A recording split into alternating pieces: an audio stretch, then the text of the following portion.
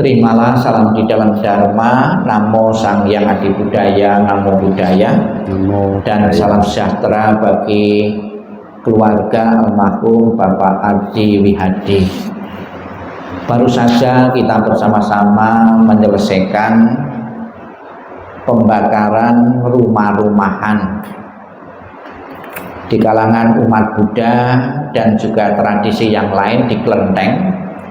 Pembakaran rumah-rumahan di saat mengirim seseorang yang telah meninggal itu sudah biasa, tapi juga ada beberapa di lingkungan masyarakat kita itu masih belum terbiasa dan masih heran kenapa kok perlu dikirimi rumah-rumahan.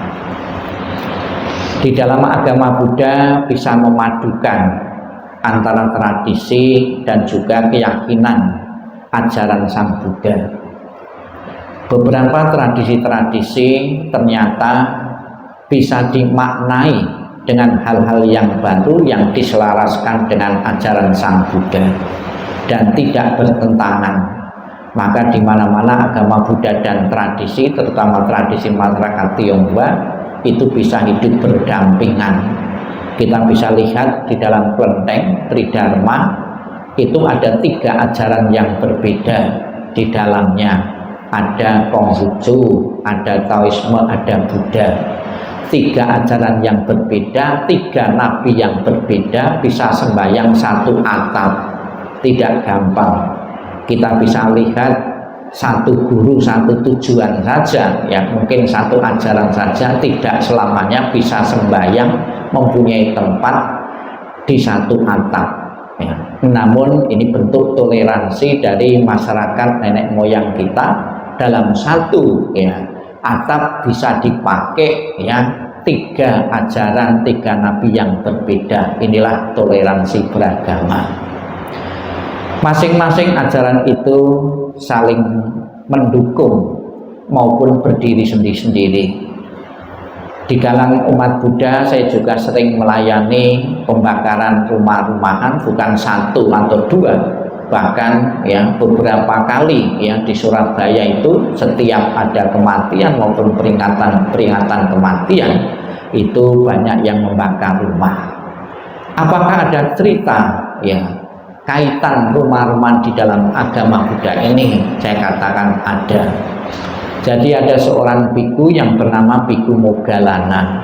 Biku Moggallana ini mempunyai kemampuan pergi ke alam surga. Ketika pergi ke alam surga, dia mendapati rumah megah mewah yang masih kosong, belum berpenghuni.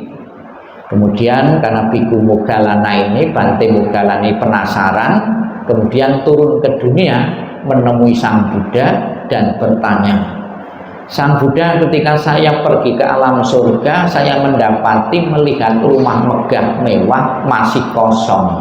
Itu rumah siapa?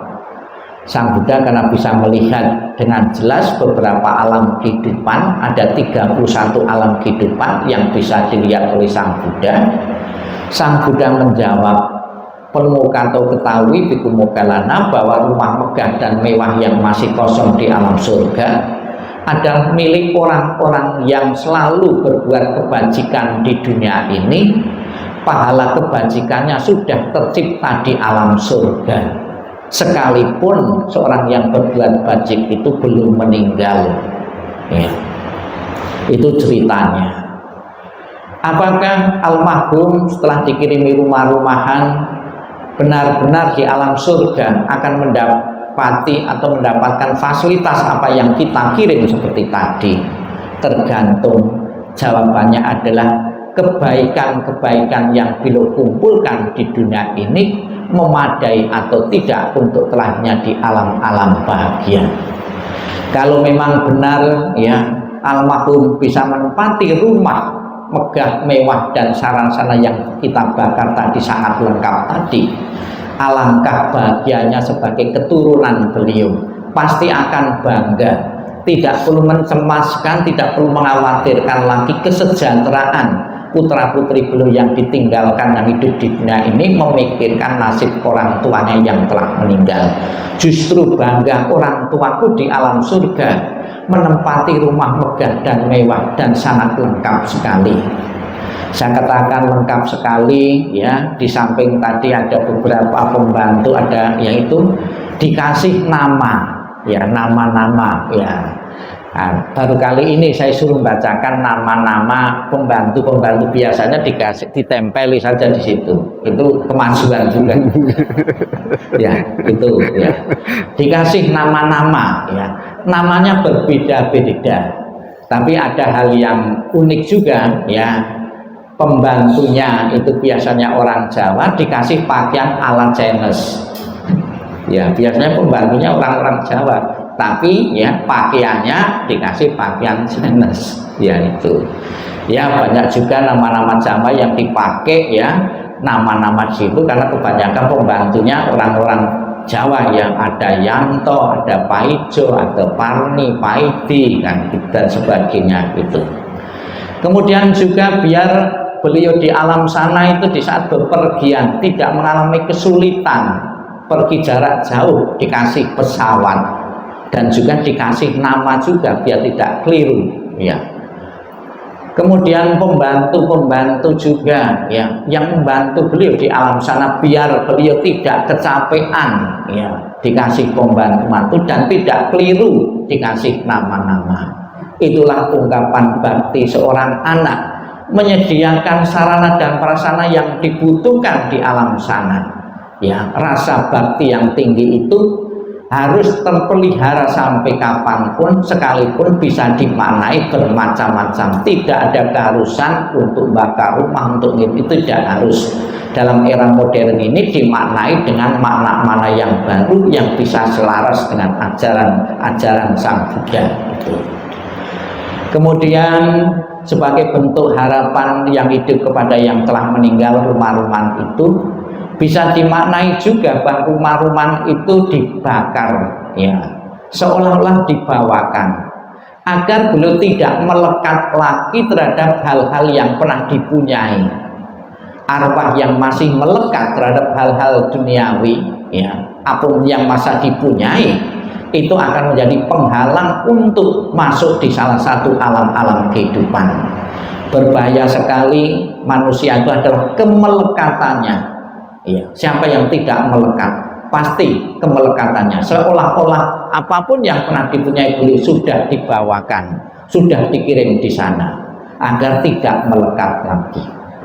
Kemudian makna yang ketiga tadi diperlihatkan kepada keturunan-keturunan beliau, warisan-warisan rumah yang sudah ya dihasilkan oleh beliau hendaknya dihormati oleh ahli warisnya.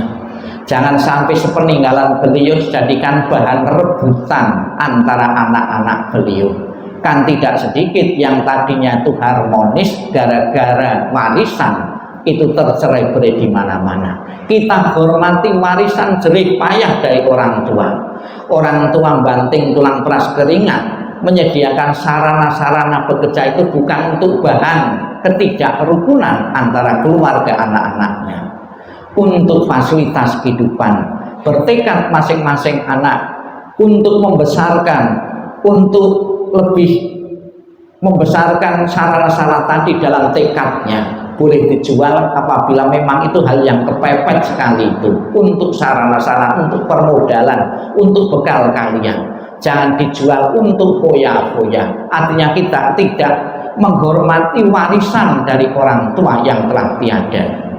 Orang tua sepenuhnya berpikir untuk kesejahteraan anak semasa hidupnya. Belum tentu seorang anak berpikir untuk kesejahteraan orang tua. Jadi beberapa hal yang tentang rumah-rumah tadi bisa dimaknai ada filosofi pelajaran-pelajaran yang perlu diketahui oleh putra-putri beliau. Semoga bukan sekedar membakar kertas saja, namun semangat ya untuk menghargai jerih payah dari orang tua itu, semangat untuk berdoa, untuk punya harapan orang yang telah berjasa di tengah-tengah keluarga itu selalu dilestarikan, selalu dijaga dengan baik. Dan juga pada kesempatan ini di samping rumah-rumahan kita bisa melihat sarana-sarana ya jajan ya persembahan-persembahan ini. Kenapa sudah meninggal kok disiapkan makanan-makanan? Mestinya kalau menyiapkan makanan yang masih hidup ya. Kalau yang hidup ya dipersembahkan ketika belum masih hidup, yang buahnya 3 ya atau 5 jadi 4, yang kuenya 4 jadi 3. Tapi ketika beliau dipersembahkan seperti itu sampai nanti pun ya, sampai besok pun ditaruh sini ya, juga tidak akan berkurang. Namun kenapa tetap disiapkan ya, sebagai alat bantu, alat bakti yang hidup kepada yang telah meninggal. Setelah 49 hari ternyata istriku, anak-anakku tidak melupakan aku, tetap merawat, melayaniku. Itu akan membentuk kondisi bahagia arwah. Dengan kondisi bahagia yang diciptakannya sendiri, itu yang menopang, mendukung kelahiran di alam-alam bahagia. Berbeda setelah peninggalan beliau, anak-anaknya, putra-putri beliau tidak rukun, tidak harmonis. Itu juga bisa mengkondisikan alam berikutnya, alam-alam penderitaan. Karena karma, baik melalui pikirannya, itu tidak mendukung untuk tadi alam bahagia. Jadi Bapak Ibu sekalian, sarana dan prasarana ini sebagai alat bantu kita untuk berbakti kepada orang tua yang telah tiada. Dan juga di samping sarana dan prasarana, kita iringi dengan pembawaan doa. Kenapa doa yang kita ucapkan tadi Amitabha, Amitabha ya. Di dalam janjinya yang halaman 70 tadi yang Sang Buddha mengatakan, barang siapa menyebutku, mengulang namaku dengan penuh keyakinan dan berharap untuk terlahir di alam surgaku, dan orang tersebut mempunyai kebaikan-kebaikan, jika meninggal akan dijemput arwahnya dan ditaruh ditempatkan di surga sucinya. Sudah menjadi tujuan setiap orang dan setiap umat beragama, hidup bahagia sejahtera panjang umur, kalau mati masuk surga. Semoga kebajikan-kebajikan beliau memadai untuk terlahirnya beliau di alam surga, dan juga keluarga yang ditinggalkan sepenuhnya bisa merelakan kepergian almarhum menuju alam yang lain.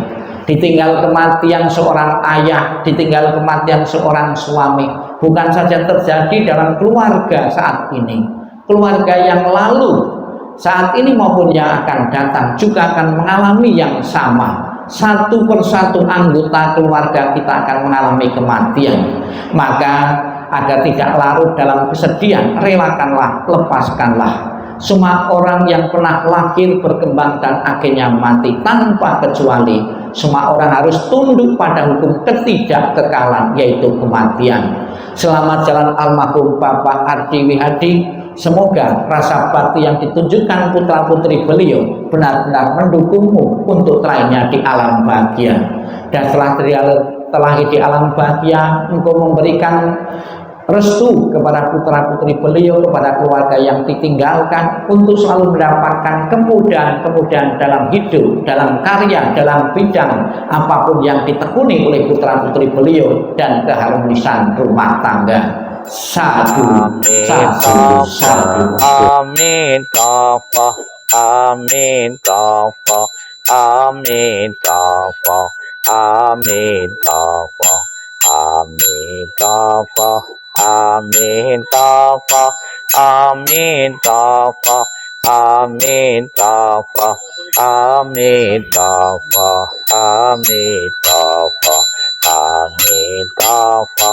Amin tapa, amin tapa, amin tapa, amin tapa, amin tapa, amin tapa, amin tapa, amin tapa, amin tapa, amin tapa, amin tapa, amin tapa, amin tapa. Amin tapa, amin tapa, amin tapa, amin tapa, amin